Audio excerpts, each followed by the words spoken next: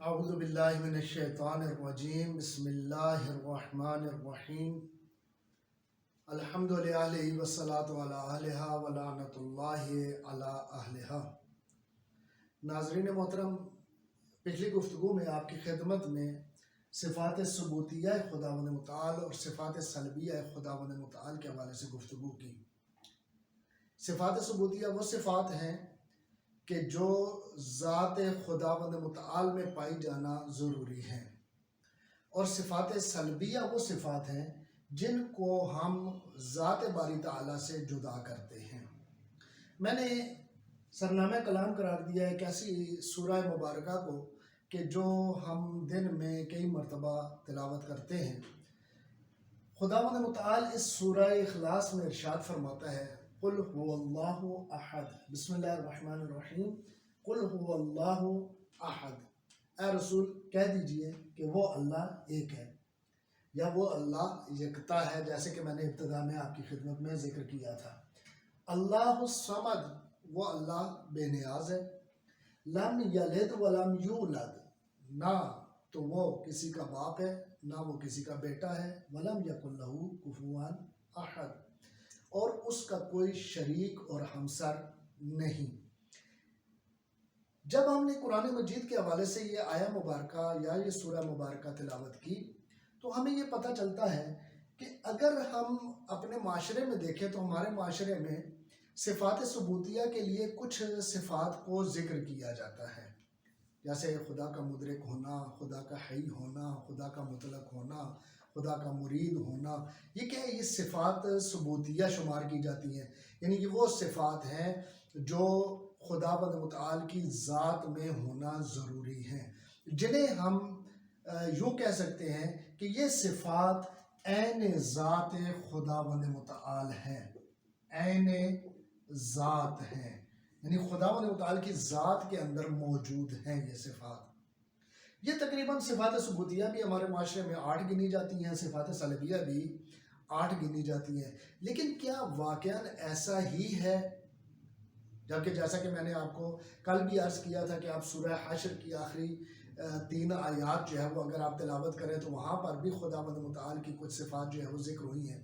وہ صفات ساری کی ساری کیا ہے؟ صفات ثبوتیہ کے طور پر ذکر ہوئی ہیں۔ اور اسی طرح سے یہ جو سورہ مبارکہ ہمارے سامنے موجود ہے کہ جسے ہم صرف سورہ کے عنوان سے پڑھ لیتے ہیں، سورہ اخلاص کے حوالے سے پڑھ لیتے ہیں اور بس باقی اس کے حوالے سے سوچتے نہیں ہیں کہ یہ اس میں کیا کچھ بیان ہوا ہے۔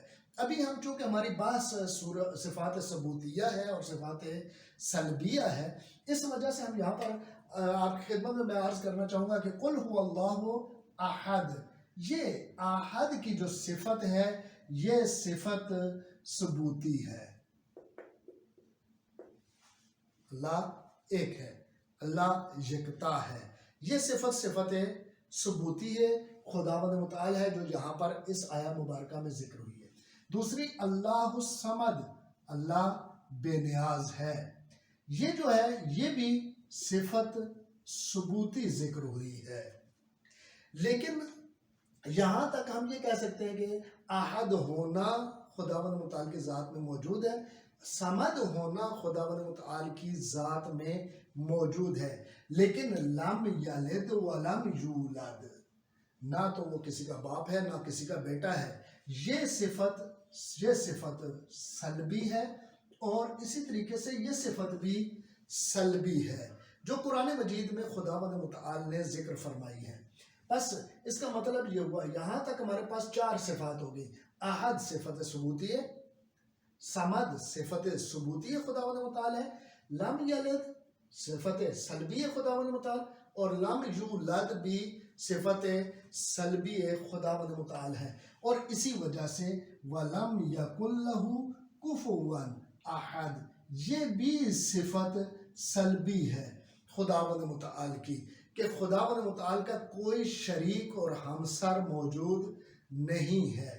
پس اگر ہم قرآن مجید سے پوچھیں تو قرآن مجید 8 صفات ثبوتیہ اور 8 صفات سلبیہ قرار نہیں دیتا، بلکہ ہر وہ صفت جو قرآن مجید نے ذکر کی ہے ثبوتی طور پر ان کو صفات ثبوتیہ میں شرکت دی جاتی ہے یا ذکر کیا جاتا ہے، اور جو صفات منفی کی صورت میں ذکر کی جاتی ہیں، یعنی خداوند متعال کی ذات سے ہم جن صفات کو دور کرتے ہیں ان کو ہم صفات سلبیہ کے عنوان سے ذکر کرتے ہیں۔ جیسے کہ میں نے کل بھی آپ کی خدمت میں ذکر کیا تھا کہ خداوند متعال کی یہ ساری کی ساری صفات عین ذات خداوند متعال ہیں، یعنی ہم یوں کہیں گے کہ یہ جو صفات ثبوتیہ ہیں یہ ان میں سے یہ صفات ذات بھی ہیں اور صفات فعل بھی ہیں۔ اور میں نے آپ کی خدمت میں عرض کیا تھا کہ صفات ثبوتیہ میں صفات ذات کون سی ہیں اور صفات فعل کون سی ہیں۔ وہ جو ذات سے جدا نہیں کی جا سکتی ان کو ہم صفات ذات کہتے ہیں، لیکن صفات فعل بھی در حقیقت ان کی بازگشت بھی ذات کی طرف ہی ہے۔ یعنی ہم یوں نہیں کہہ سکتے کہ صفات ذات جو ہیں وہ صفات ثبوتیہ ہیں لیکن صفات فعل جو ہیں وہ صفات ثبوتیہ نہیں ہیں، نہ ایسی بات نہیں ہے، بلکہ صفات ذات بھی صفات ثبوتیہ ہیں اور صفات فعل بھی صفات ثبوتیہ ہیں۔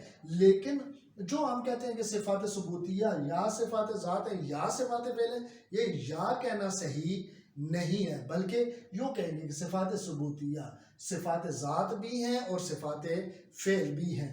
مثلا خداوند متعال کا حی ہونا، خداوند متعال حی ہے، یہ حی ہونا یہ صفت ثبوتی ہے، لیکن ثبوتی ہونے کے ساتھ ساتھ یہ صفت ذات بھی ہے۔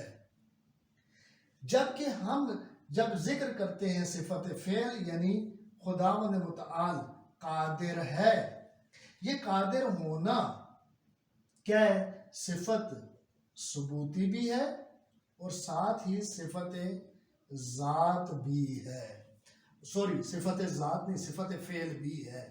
یہ چونکہ قادر ہے صفت فعل بھی شمار ہوگی، بس ہمارے پاس صفت ذات بھی ہیں اور صفات فعل بھی ہیں۔ قادر صفت فعل ہو جائے گی، لیکن اس کے ساتھ ہی یہ جو صفت فعل ہے یہ در حقیقت صفت ذات بھی ہے۔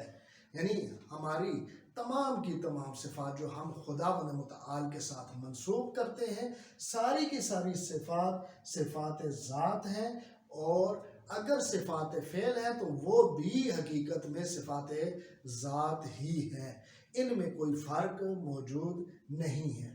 اگر ہم قرآن مجید سے رابطہ کریں، قرآن مجید کا مطالعہ کریں تو ہمیں پتہ چلے گا کہ قرآن مجید میں بہت ساری صفات ایسی ہیں جن کو صفات ذات کے طور پر بھی لیا گیا اور صفات ثبوتیہ کے طور پر بھی ذکر کیا گیا ہے۔ جیسا کہ میں نے آپ سے پہلے بھی عرض کیا کہ سورہ حشر کی آخری جو 3 آیات ہیں ان کا آپ مطالعہ فرمائیں، جیسے کہ میں نے پچھلی گفتگو میں بھی ذکر کیا تھا کہ هو الملک القدوس السلام المؤمن المہیمن العزیز الجبار المتکبر لہ الاسماء الحسنی، یہ سب کی سب صفات کیا ہیں؟